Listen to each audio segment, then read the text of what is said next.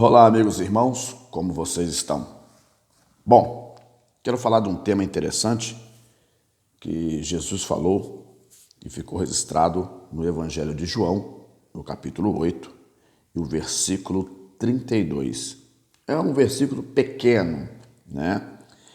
Ele diz assim: E conhecereis a verdade, e a verdade vos libertará. Olha, você sabe por que Jesus ele disse todas essas coisas aqui?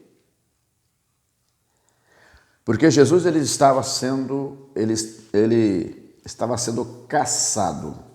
Ou seja, as autoridades daquele tempo estavam procurando um meio para neutralizá-lo. Porque Jesus estava transformando aquela geração, né? Uma pregação diferente, tá? Curando os enfermos, os cegos enxergavam, passavam a enxergar, o mudo falava, o surdo passava a ouvir, né? O paralítico voltava a andar, ou aquele que nunca tivesse andado, andaria. Bom, além dos milagres acontecer, Jesus tinha uma palavra transformadora, diferente daquelas palavras que se ouviam naquele tempo, que o homem, segundo uma cultura de uma outra nação, que tinha sido derrotada pelos romanos, eles acreditavam que os homens eram semideuses. Então, só nesse contexto você observava que uma classe de pessoa, elas não valiam nada, não custavam nada. Tanto fazia se elas vivessem ou não, certo? O próprio ser humano ele era induzido a acreditar que ele não passaria daquilo ali. O próprio ser humano ele era induzido a acreditar que ele estava amaldiçoado e sentenciado à morte. A discussão de Jesus com os fariseus ela se intensifica porque no capítulo 8 mesmo, desse mesmo capítulo, a partir dos primeiros versículos, eles levam, né, diante dele uma mulher que tinha sido pega em ato de adultério. Segundo a lei de Moisés, né, essa mulher, sendo pega e comprovado que ela foi pega em ato de adultério, deveria ser morta apedrejada. Era lei. Só que Jesus não era o juiz. Eles queriam criar um motivo para poder incriminar Jesus. Eu te pergunto, você não tem observado essas coisas nesses últimos tempos? Isso não é novo. Essa artimanha de criar um crime para a pessoa, sendo que ela não cometeu crime, isso não é da agora, isso não é novo, tá? Mas é uma artimanha que existe há milênios. Eles tentaram contra Jesus e Jesus ele se saiu muito bem porque ele não era juiz. Olha a inteligência. Quando eles levam a mulher diante dele,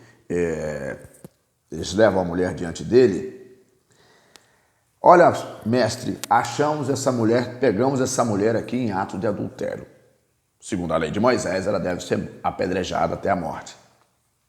Jesus olhou para eles, pensou um pouco, baixou a cabeça, e eles insistiam com Jesus para poder dar uma palavra ou um parecer sobre aquela situação. Jesus disse assim, vendo o coração deles, disse assim, aquele que não tem pecado, atire a primeira pedra. Essa é a versão legal desta palavra. Muitos usam essa palavra, aquele que não tem pecado, atire a primeira pedra, simplesmente para encobrir os seus pecados. Mas essa frase que Jesus falou foi nesse contexto. E aquelas pessoas que foram acusar aquela mulher, que levaram para poder ver se pegava Jesus em alguma coisa, eles saíram de perto de Jesus um a um. Só sobrou a mulher. E Jesus disse: cadê os teus acusadores? Ah, não tem ninguém, Senhor, eles foram embora. Por que aqueles homens foram embora? Porque todos eles tinham pecado. Certo? Daí por diante, entra-se num desfecho de discussões que os fariseus tentam envergonhar Jesus nos seus discursos. Todos os discursos e palavras que Jesus estava falando, eles apareciam para poder envergonhar Jesus. E chega nesse ponto, eles têm um embate, né, uma discussão, e chega nesse ponto, Jesus disse: e conhecereis a verdade. Ele não falou para aqueles homens que estavam procurando matá-lo.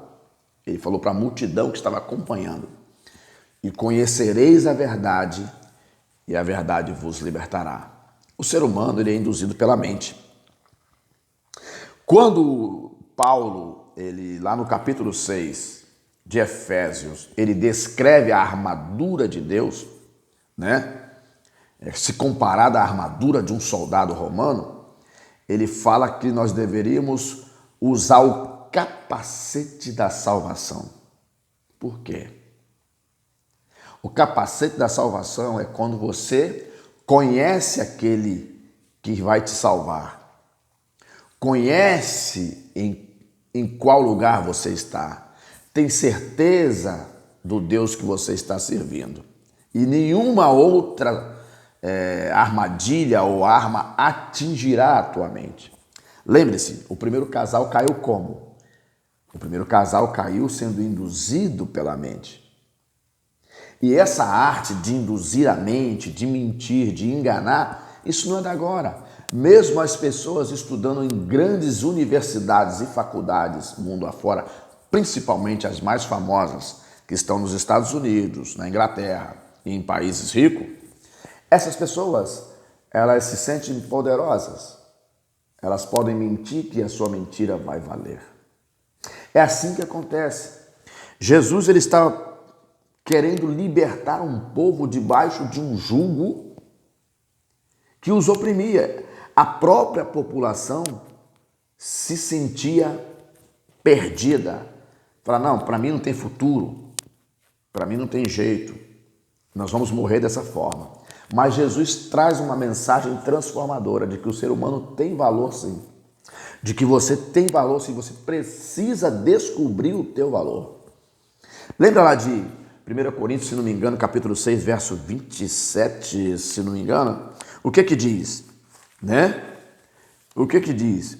Não, 1 Coríntios, capítulo 6, verso 20 diz: fostes comprados por bom preço, né? Ou seja, ele já pagou o preço. O preço da tua liberdade, Jesus já pagou. Você precisa fazer o quê? Você precisa valorizar o preço que foi pago. Porque o preço foi pago pela tua vida, pela tua alma, para a tua liberdade. Então, quando Jesus, ele fala: e conhecereis a verdade, e a verdade vos libertará, é porque nós somos enganados por aquilo que não sabemos. Nós somos enganados por aquilo que não temos a informação. Então tome cuidado. Tome cuidado. Talvez você está sendo induzido a ficar nessa miséria que você está. Talvez você está induzido a acreditar que a sua vida é uma vida de derrota, que você não tem futuro. Mas Deus não pensa assim a respeito de você. Ele pensa diferente. Que a partir do momento em que você falar assim: a partir de hoje eu quero mudar de vida. A partir de hoje, eu quero ser transformado. A sua vida será outra. Tu vai viver uma vida de leveza. Porque a maldade, ela nunca vai deixar de existir. Nós precisamos, se amparar na verdade, para não sermos enganados pela mentira. Quantos homens maus estão aí mentindo para nós? Quantos homens maus estão aí fazendo maldades para poder sobreviver em cima do sofrimento do outro? Era assim lá naquele tempo. Se você observar no capítulo 11 de João, que eles estavam ainda insistindo, procurando um jeito para matar Jesus, eles diziam: Precisamos dar um jeito em Jesus. Capítulo 11 de João, do verso 46 em diante. Olha só o que diz. Mas alguns deles foram ter com os fariseus e disseram-lhe o que Jesus tinha feito. Depois os principais dos sacerdotes e os fariseus formaram um conselho e diziam: que faremos, porquanto este homem faz muitos sinais? Olha só, se o deixarmos assim, todos crerão nele. E virão os romanos e nos tirarão o nosso lugar e a nação. Ou seja, eram religiosos preocupados com o seu posto. Eram religiosos preocupados com o seu status. Quando Jesus fala no capítulo 10 do bom pastor, ele menciona alguns mercenários ali, alguns personagens. O que ele menciona? Ele menciona o estranho, ele não está nem aí para você. Ele menciona o ladrão, ele só quer te roubar, nada mais. Ele menciona o mercenário ele não importa a qual lugar ele defende. Ele pode trabalhar para Deus e trabalhar para o diabo. Tá? E ele menciona o lobo. O lobo é aquele que destrói tudo, depois que já está tudo debilitado. Desses personagens todos, que são 4, ele menciona o outro, o quinto, o bom pastor. Mas só que o que Jesus diz? O bom pastor dá a sua vida pelas ovelhas. Então aqueles homens, aquelas autoridades religiosas, de grupos religiosos que existiam também, juntamente com os sacerdotes, eles estavam apenas preocupados com o posto dele. Se aquela pessoa estava para morrer, eles não estavam nem aí. Eles mesmos as consideravam como indignos. Leia na Bíblia, você vai entender. Jesus encontrou um homem num tanque de Betesda, se não me engano, se é tanque de Betesda, o tanque de Betesda. Ele encontrou um homem que estava ali há 38 anos, né? 38 anos aleijado, e não vinham as pessoas e eram curadas ao se banhar-se naquelas águas, e aquele homem estava ali tentando ser curado. O importante dessa história é que aquele homem, ele não desistiu da sua vitória. Era simplesmente 2 pessoas pegar ele e jogar dentro do tanque para que ele pudesse ser curado.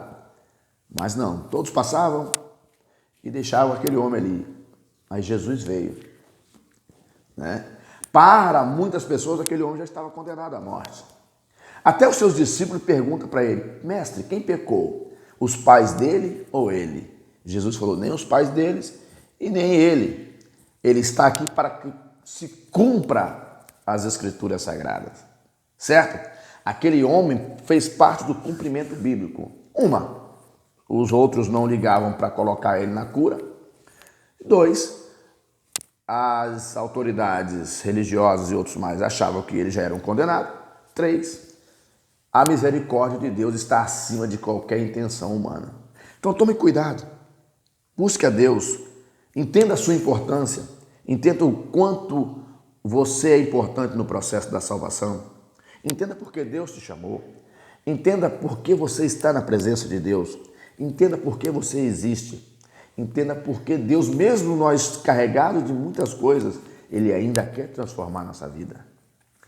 Pense nisso e conhecereis a verdade, e a verdade vos libertará.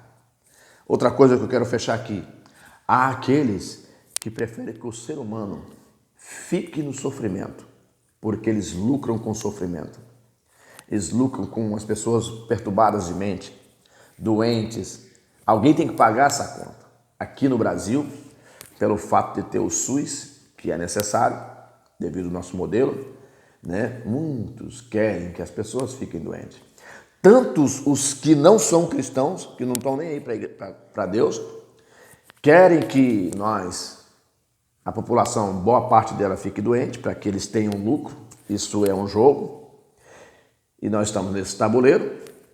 E aqueles também da parte religiosa. Eles lucram